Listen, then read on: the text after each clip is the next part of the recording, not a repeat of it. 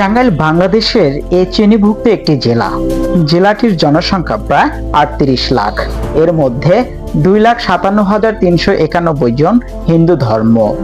বাংলাদেশে সাম্প্রতিক সময়ে সংখ্যালঘুদের উপরে নির্যাতনের নানান অভিযোগ নিয়ে ভারতীয় মিডিয়াগুলো একের পর এক প্রচার করে যাচ্ছে। এই টাঙ্গাইল শহরে রয়েছেন বড় বড় ব্যবসায়ীরা, তাদের মধ্যে হিন্দু ধর্মের বেশি।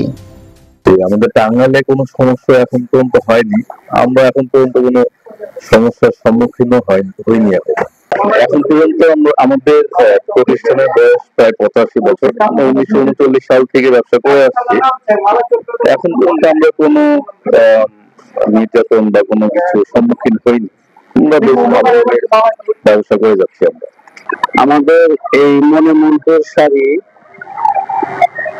বিজনেস শুরু হচ্ছে 1990 থেকে আমাদের প্রতিষ্ঠান শুরু হয়েছে।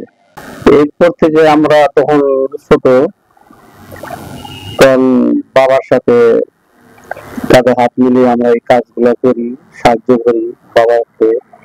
তারপরে আমরা ভাইরা মিলিয়ে করতেছিলাম, তখন সেই সাথে সবাই মিলে আমরা এই ব্যবসা পরিচালনা করি।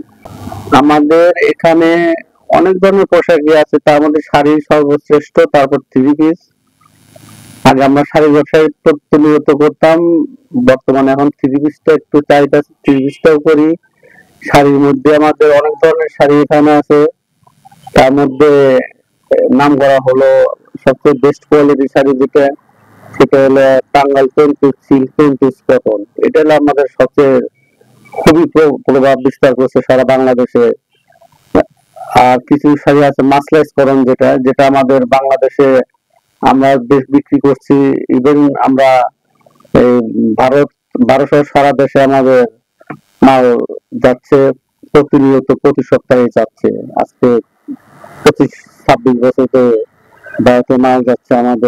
আমাদের মাল ভারতে খুব চাহিদা, তারা সরাসরি আমাদের কাছে আসে মালের জন্য, আমরা তাদেরকে মাল দিই, তাদের সাথে আমার লেনদেন আছে। আমাদের ভারতে যদি আমরা না বিক্রি করতে পারতাম, তাহলে হয়তো আমাদের ব্যবসা পজিশন আরো খারাপ হয়ে যেত।